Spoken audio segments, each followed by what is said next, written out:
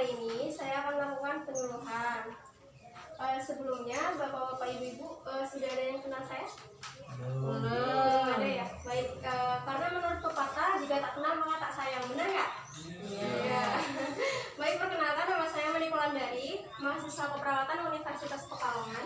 Di sini saya akan melakukan penyuluhan terkait dengan nafsa ataupun bisa kita ketahui biasa kita kenal dengan narkoba. Nah, untuk penjelasannya nantinya akan saya sampaikan, yaitu di sini ada pengertian nafsa itu sendiri apa, kemudian ada penyebab penyalahgunaan nafsa, kemudian juga ada jenis-jenis nafsa, kemudian ciri pengguna nafsa, kemudian juga ada dampak penyalahgunaan nafsa, dan yang terakhir ada upaya pencegahan penyalahgunaan nafsa. Nah, sebelum itu waktu penyuluhan nanti kurang lebih 30 menit. Dan untuk mempersingkat waktu, sebelum saya jelaskan terkait materi, saya ingin bertanya kepada mas-mas dan juga mbak-mbak. Sebelumnya mas-mas dan mbak-mbak ada yang tahu nggak nafsa itu apa? Tadi sudah saya jelaskan. Narkotika, ya benar. Terus? Nggak tahu. Baik, benar ya kata mas siapa? Rafayana. Oke. Untuk nafsa sendiri itu lebih jelasnya merupakan singkatan dari narkotika, psikotropika, dan zat adiktif lainnya. Nah, ini merupakan bahan zat ataupun obat yang apabila kita masukkan ke dalam tubuh itu bisa mengakibatkan ketergantungan maupun kecanduan. Nah, kurang lebihnya itu juga bisa menyebabkan gangguan fisik, psikologis, dan juga bisa mengakibatkan kerusakan pada sistem saraf pusat.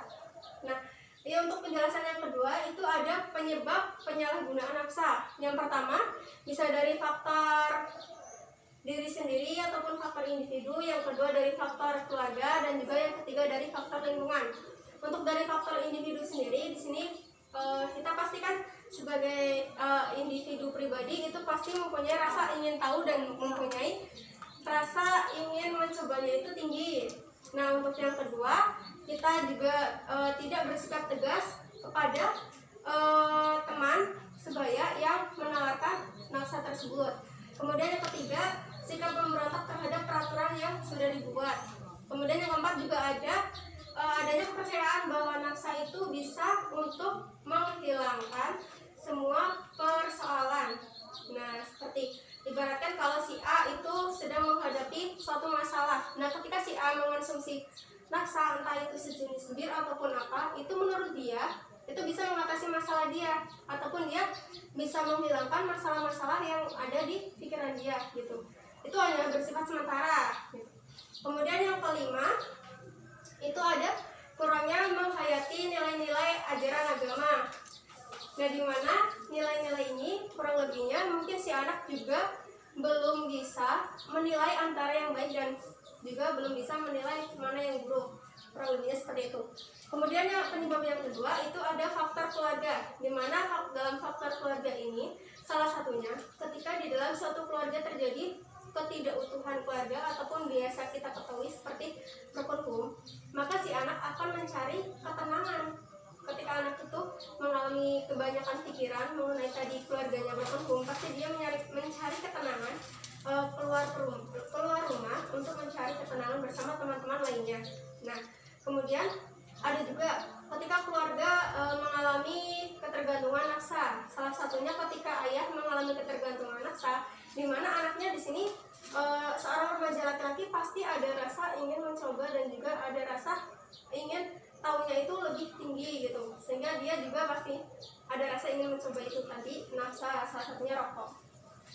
Kemudian ketika orang tua itu merasa dirinya itu sibuk, kemudian jarang itu memperhatikan anaknya, maka di situ anak juga akan mencari ketenangan sendiri keluar rumah bersama teman-teman yang lainnya.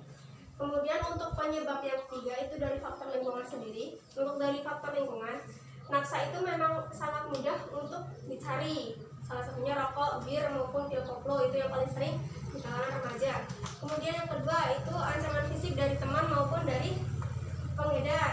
Kemudian kita bisa juga berteman dengan pengguna nafsa sehingga kita terkadang juga menjadi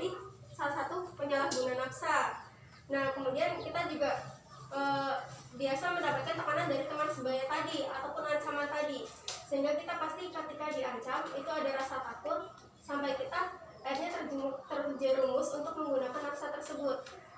Nah, untuk penjelasan yang ketiga itu ada jenis-jenis nafsa. Yang pertama ada narkotika, psikotropika, dan juga zat adiktif lainnya.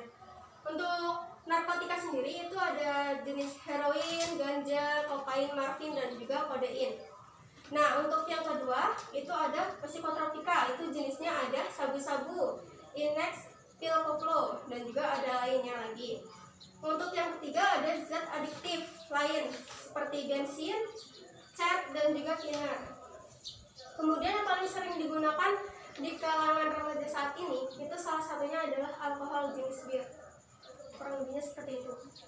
Kemudian untuk penjelasan yang keempat yaitu terkait ciri pengguna nafsa, di mana di sini kita bisa melihat untuk seseorang yang sering menggunakan nafsa itu akan terlihat badannya terlihat penurunan secara drastis dari berat badannya, kemudian sehingga orang tersebut itu akan terlihat kurus.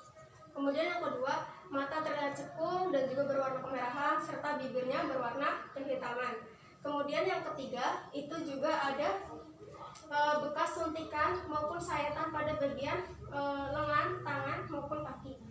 Kemudian untuk ciri secara perilakunya itu anak tersebut lebih ke temperamental, kemudian halusinasinya tinggi, kemudian juga untuk emosi tingkat emosinya itu masih labil, kurang lebihnya seperti itu.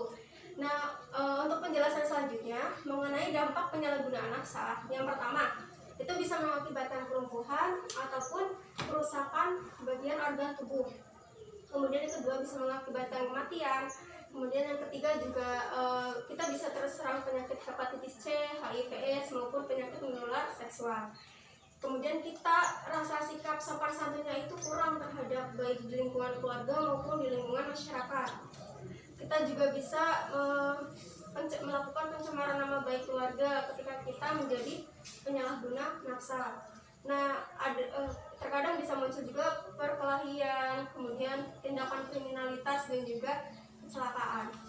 Nah, untuk penjelasan yang terakhir yaitu mengenai pencegahan penyalahgunaan nafsa, di mana pencegahan ini ada dua peranan. Yang pertama itu peranan dari individu, dan yang kedua itu peranan dari diri kita dari keluarga. Yang kedua, nah untuk dari individu sendiri itu kita bisa nih jangan pernah merasa untuk ingin mencoba gitu. Ya mungkin kita boleh ada rasa ingin mencoba, namun kita harus memilah itu baik apa tidak gitu kurang lebihnya. Nah yang kedua, kita bisa melakukan kegiatan-kegiatan yang bersifat positif seperti mungkin bakti sosial, mengaji, ataupun kegiatan positif lainnya. Kemudian untuk lebih ininya lagi, untuk peranan individu kita bisa memperkuat iman dan takwa kepada Tuhan. Itu yang paling utama. Kemudian untuk pencegahan penyalahgunaan nafsa yang kedua itu ada peranan keluarga, di mana di sini kita bisa menciptakan komunikasi secara terbuka dan harmonis dalam satu lingkup keluarga. Kemudian yang kedua, kita bisa menanamkan rasa tanggung jawab dan juga percaya diri. Kurang lebihnya seperti itu yang dapat saya jelaskan. Dari Mas dan Mbak Mbak, apakah ada pertanyaan? Ada. Mungkin agak lebih keras dulu, bisa disebutkan namanya, kemudian juga bisa pertanyaannya. Bertanya ya Mbak. Ya. Perkenalkan, sebelumnya nama saya Ramayana. Izin bertanya masalah tadi penyebab penyalahgunaan nafsa. Tadi juga dijelaskan ada dua faktor ya, faktor keluarga maupun faktor individu. Yang saya tanyakan, bagaimana kita yang sudah mengetahui teman sebaya kita sudah melakukan atau melakukan penyalahgunaan nafsa, padahal di keluarganya sendiri di situ sudah tidak mau tahu anaknya mau seperti apa. Nah, kita yang sudah mengetahui dampak-dampak dari penggunaan nafsa, itu cara kita atau pendekatan kita agar teman kita sebaya yang sudah terjun penggunaan nafsa agar tidak menggunakan nafsa. cara pendekatannya itu seperti apa? Cara pendekatannya. Itu yang pertama. Terus yang kedua, tadi juga dijelaskan tentang jenis-jenis narkotika. Ada jenis-jenis nafsa, Mak. Ada narkotika, psikotropika, dan zat adiktif lain. Nah, yang saya tanyakan dari jenis-jenis ini, perbedaannya itu di antara ketiganya itu apa saja, dan kenapa dipilah-pilah gitu, kenapa dibagi sendiri-sendiri, padahal dampaknya juga sama, dan bahkan mungkin apa namanya